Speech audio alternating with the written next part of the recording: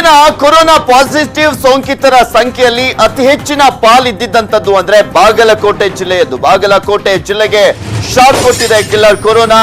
ಜಿಲ್ಲೆಯಲ್ಲಿ ಒಂದೇ ದಿನ 13 ಮಂದಿಗೆ ಸೋಂಕು ಕಾಣಿಸಿಕೊಂಡಿದೆ.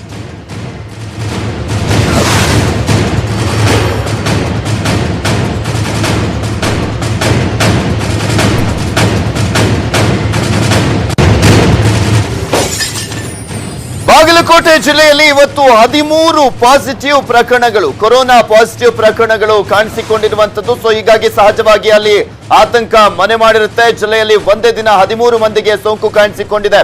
ಬಾಗಲಕೋಟೆಯಲ್ಲಿ ಈ ಮೂಲಕ 48ಕ್ಕೆ ಏರಿಕೆ ಆಗಿದೆ ಸೋಂಕಿತರ ಸಂಖ್ಯೆ. 13 ಕಾಣಿಸಿಕೊಂಡಿರುವಂತಹ ಹಿನ್ನೆಲೆಯಲ್ಲಿ ನಿನ್ನೆ 35 ಇತ್ತು, ಇವತ್ತು 13 ಪ್ರಕರಣಗಳು ದಾಖಲಾಗಿದ್ದಾವೆ.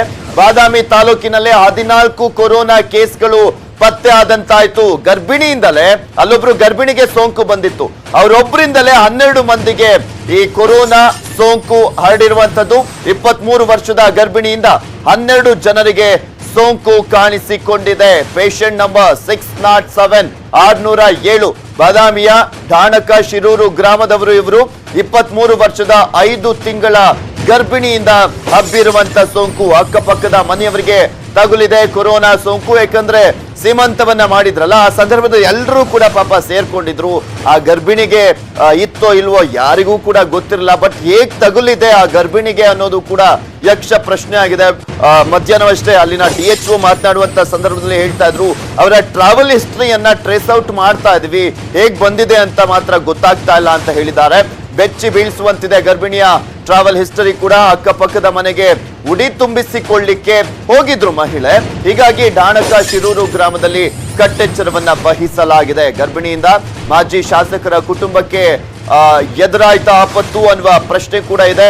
ಯಾರಾದ್ರೆ ಮಾಜಿ ಶಾಸಕರಾದ್ರೇನು ಹಾಲಿ ಶಾಸಕರಾದ್ರೇನು ಕೊರೋನಾ ಅನ್ನೋದು ಯಾರನ್ನೂ ಕೂಡ ಬಿಡೋದಿಲ್ಲ. BM ಹೊರಕೇರಿ ಕುಟುಂಬದ 6 ಜನರಿಗೆ ಸೋಂಕು ಬಂದಿರುವಂತದ್ದು.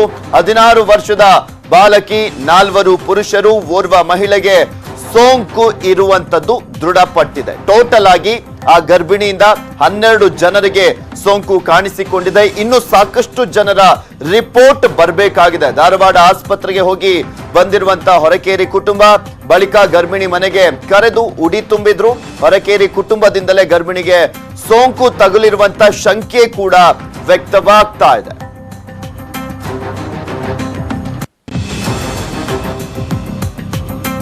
ಬಾಗಲಕೋಟೆಯಲ್ಲಿ ಈಗ ಸೋಂಕಿತರ ಸಂಖ್ಯೆ ಏರಿಕೆ ಆಗ್ಬಿಟ್ಟಿದೆ. 35 ಇತ್ತು, ಈಗ 48ಕ್ಕೆ ಏರಿಕೆ ಆಗಿದೆ.